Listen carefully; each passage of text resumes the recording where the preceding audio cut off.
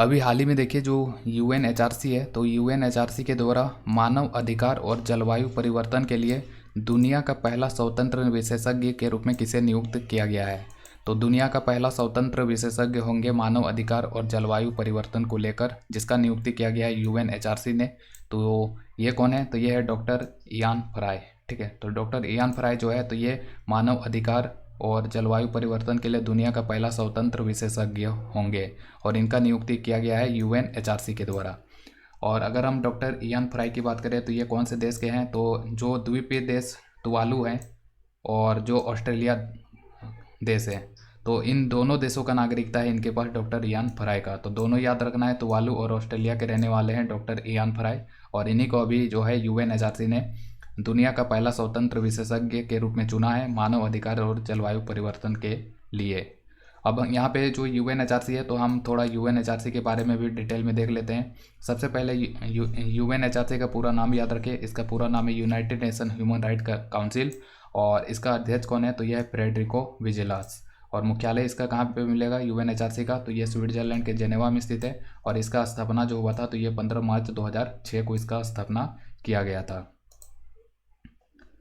और यहाँ पे जो है नियुक्ति से संबंधित ये प्रश्न है, तो अभी अप्रैल महीने में बहुत सारा नियुक्ति हुआ है, तो उन सभी को हम एक नज़र में देख लेते हैं।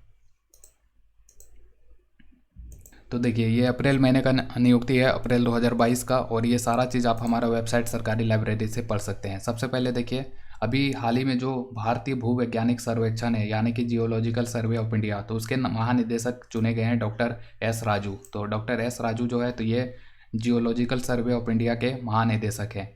इसी तरह जो NABH है, यानी कि national accreditation board for hospital and health care provider, Hindi में अस्पताल और स्वास्थ्य सेवा प्रदाताओं के लिए राष्ट्रीय प्रत्यायन बोर्ड, तो इसके अध्यक्ष बने हैं कौन, तो यह है महेश वर्मा।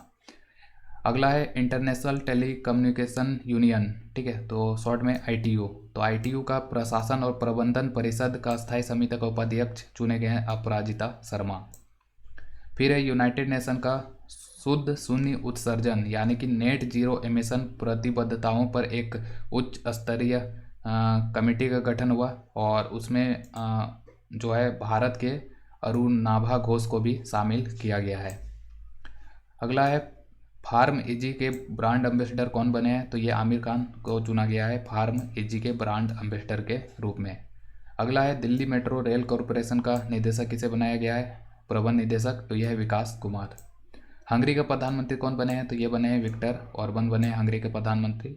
और यूएनएचआरसी ने मानव अधिकारों और जलवायु परिवर्तन के लिए दुनिया का पहला स्वतंत्र विशेषज्ञ के रूप में चुना है, अभी हमने देखा डॉक्टर इयान फ्राई को।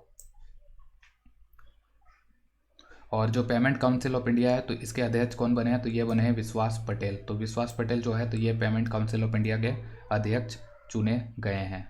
और यहाँ से देख सकते हैं मार्च का अपॉइंटमेंट अगर पढ़ना है, तो आप यहाँ पूरा मार्च का अपॉइंटमेंट जितना भी हुआ पढ़ सकते हैं, जनवरी का जितना भी हुआ ये सारा आप पढ़ सकते हैं।